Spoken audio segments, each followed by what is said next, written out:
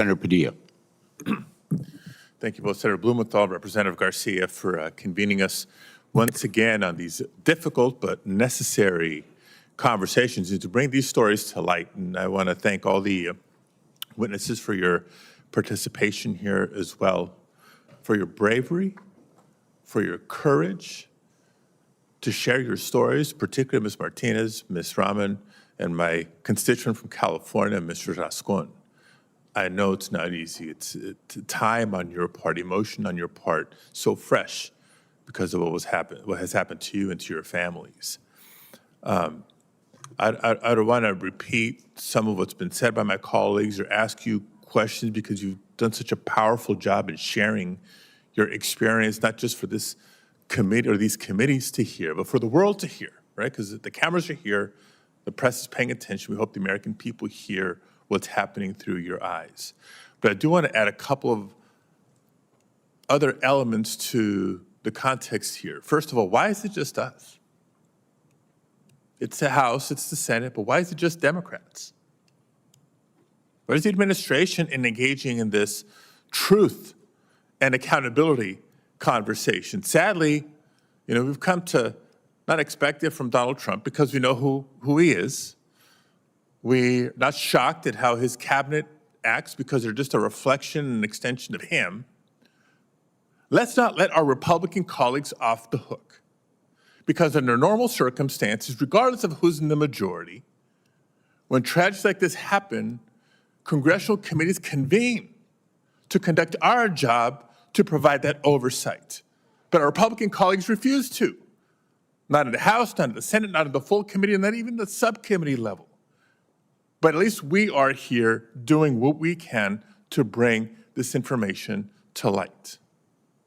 Now, over the course of the last year, we've all seen the images because while Minneapolis is in the most intense spotlight right now, what we're seeing and hearing began in Southern California, in the greater Los Angeles area. We've seen incidents in Chicago.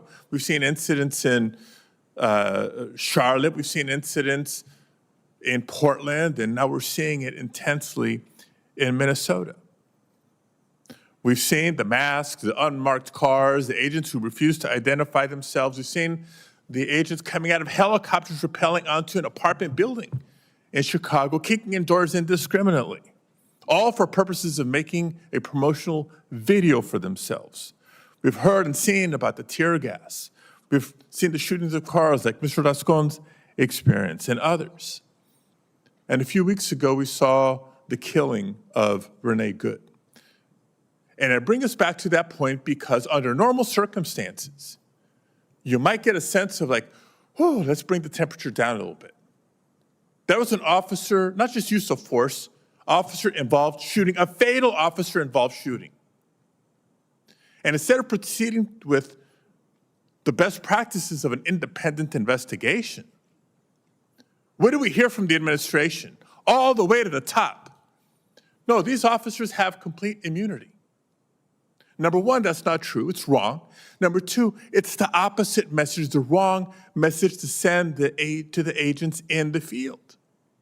So as heartbroken as I am, I'm not shocked that less than 3 weeks later, Mr. Preddy was shot 10 times in the back. All for what? Because Ms. Good and Mr. Preddy were exercising their First Amendment rights? They're speaking up on behalf of their neighbors? That's so core to our democracy, freedom of speech.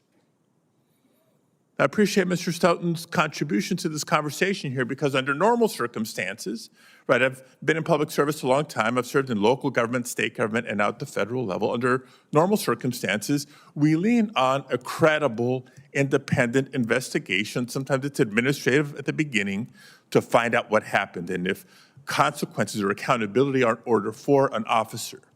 Absent that, because our country's history is not perfect, under normal circumstances, we turn to the Department of Justice and the Civil Rights Division to oversee a credible, independent investigation and bring forth consequences and accountability when warranted.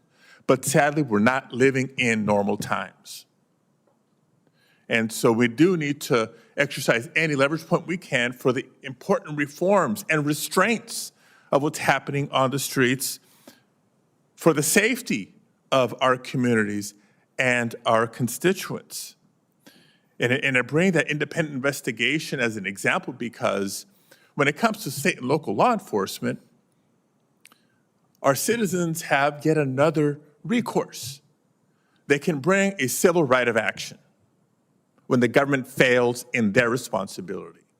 But colleagues, sadly, that is not an option when it comes to ICE agents or CBP or other federal law enforcement officers. So we're living at a time when victims of their violence have no other recourse for justice. And Senator Blumenthal and I and others, both sides of the Capitol, are working hard to advance legislation to that effect.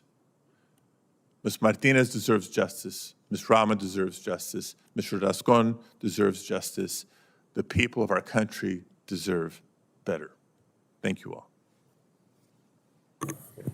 Thank you, Senator. Next up, we have